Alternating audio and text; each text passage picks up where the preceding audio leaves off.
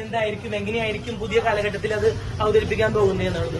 അതിന് ഇന്ത്യൻ 1 അല്ലെങ്കിൽ ആ പുട്ട് ഫോർവേഡ് ചെയ്ത ആശയത്തിനോട് പൂർണ്ണമായിട്ടും ഇന്ത്യൻ 2 ആ കൺസെപ്റ്റ് എന്നോട് നീതി പുലർത്തിയിരിക്കുന്നു. ചില സമയത്ത് ഇത്തിരി ലാഗ് അനുഭവപ്പെടും ഫസ്റ്റ് ഹാഫിൽ, പക്ഷെ സെക്കൻഡ് ഹാഫ് അത് മേക്കപ്പ് ചെയ്തിട്ടുണ്ട്. ചടുലമായ കുറച്ച് എക്സസൈൻസ് കാര്യങ്ങളൊക്കെ ഉണ്ട്. ഇനിയും സേനാപതിയുടെ തേരോട്ടം അവസാനിക്കുന്നില്ല, ഇന്ത്യൻ 3 തുടരും എന്നുള്ള രീതിയിൽ കുറച്ചും കൂടി വളരെ എന്തൊക്കെയോ സംതിങ് ഇൻട്രസ്റ്റിംഗ് വരാൻ പോകുന്നു എന്നുള്ള രീതിയിൽ ഒരു യങ്ങർ വെർഷനൊക്കെ കാണിച്ചുകൊണ്ട് ഇന്ത്യൻ 3 ട്രെയിലറും അവസാനം വരുന്നുണ്ട്. സോ ഈ ഒരു കറപ്ഷനെതിരായിട്ടുള്ള ഇപ്പോഴത്തെ കാലഘട്ടത്തിൽ എടുത്തു നോക്കുകയാണെങ്കിൽ റെലവെന്റ് ആയിട്ടുള്ള ഒരു തീമായിട്ട് ഇപ്പോഴും സിനിമയ്ക്ക് പ്രാധാന്യമുണ്ട്. പടം എനിക്ക് ഇഷ്ടപ്പെട്ടു. അത്ര ബോറോ അല്ല, നല്ല പടമായിട്ട് എനിക്ക് ഫീൽ ചെയ്തു. മ്യൂസിക് ഇഷ്ടപ്പെട്ടില്ല, അവർക്കായില്ല, റഹ്മാൻ തന്നെയായിരുന്നു എന്ന് തോന്നിപ്പോയി. അല്ലാത്ത രീതിയിൽ പടം നല്ല രീതിയിൽ തന്നെയാണ് പോയത്. തേർഡ് കൊള്ളാം. തേർഡിന് ട്രെയിലർ നൈസ് ആയിട്ടുണ്ട്. എക്സ്പെക്ടേഷൻ ഉണ്ടായിരുന്നു ഒരു എക്സ്പെക്ടേഷൻ ഫസ്റ്റോ ഇന്ത്യനെ അപേക്ഷിച്ചു ഇന്ത്യൻ ക്ലാസിക്കാണ്. അത് വെച്ച് അതിന്റെ ഒരു എപ്പോഴും ഉണ്ടാവും. ഇന്ത്യൻ എന്ന് പറയുന്ന ഒരു എപ്പോഴും അനിരുദ്ധിന്റെ മ്യൂസിക് എങ്ങനെയുണ്ട്? അതെനിക്ക് വലിയൊരു വർക്കായില്ല.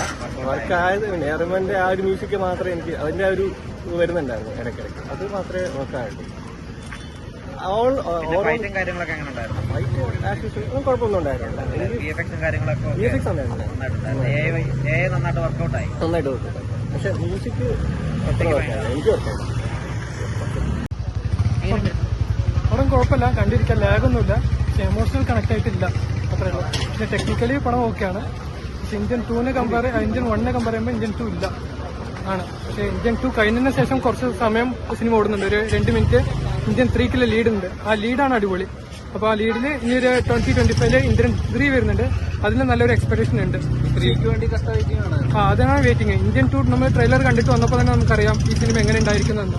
അപ്പോൾ ആ എക്സ്പെക്ടേഷൻ ഇത് ഫുൾഫിൽ ചെയ്തു. പക്ഷേ സിനിമ ലാഗിൽ അങ്ങനെ കണ്ടിരിക്കാം. പക്ഷേ വലിയൊരു എക്സ്പെക്ടേഷൻ ഇന്ത്യൻ 1 കമ്പയർ ചെയ്യാൻ പറ്റില്ല. 28 ഇയേഴ്സ് കഴിഞ്ഞിട്ട് വരുന്ന സിനിമയാണ്. അപ്പോൾ ആ പ്ലോട്ട് ഇവർക്ക് മിസ് ചെയ്ത് പോകാൻ പറ്റില്ല. അപ്പോൾ അതിന്റെ കണ്ടിന്യൂഷൻ ഇതിലേക്ക് കൊണ്ടുവന്നിട്ടുണ്ട്. പക്ഷെ എന്നാലും പടം ഓക്കെയാണ്. പക്ഷെ ഗുഡ് അങ്ങനെയൊന്നും പറയാനില്ല. ശങ്കറിന്റെ സിനിമാറ്റിക് എക്സ്പീരിയൻസ് നമുക്ക് കുറെ സെറ്റ് കാണാം.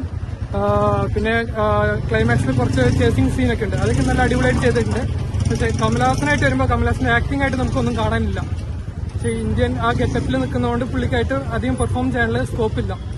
അതാണ് ഇന്ത്യൻ 3 വെയിറ്റിംഗ് ആണ്. ആ സിനിമ കഴിഞ്ഞിട്ട് ഒരു 2.5 മിനിറ്റ് ഒരു ട്രെയിലറുകൾ ഒന്ന് ഓടുന്നുണ്ട്. അത് മസ്റ്റായിട്ട് വാച്ച് ചെയ്യണം. ഇപ്പോൾ 3 അടിപൊളിയായിരിക്കുന്നതാണ് എക്സ്പെക്ടേഷൻ.